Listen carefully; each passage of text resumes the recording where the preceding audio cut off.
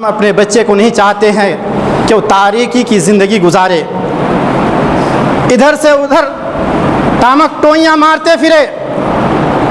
اس لیے ہم کسی اچھے مدارس و مکاتب و بنات کا انتخاب کرتے ہیں، اپنے بچے اور بچیوں کا داخلہ کراتے ہیں۔ یہ موسم ابھی وہی چل رہا ہے، اس لیے بھی میں نے علم کی اہمیت کو اجاگر کرنے کی کوشش کی ہے، تاکہ میں آپ کو ترغیب دلاؤں،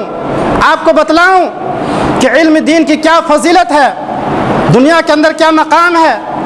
اور کل قیامت کے دن کیا مقام اور کیا مرتبہ اور کتنے درجات آپ کے بلند کیے جائیں گے۔ اللہ کے نبی کریم صلی اللہ علیہ وسلم کو جب مبعوث کیا گیا تو آپ بھی عبادت میں مشغول رہا کرتے تھے۔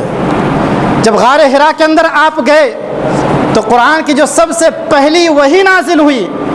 وہ کیا تھا؟ علم دین کی فضیلت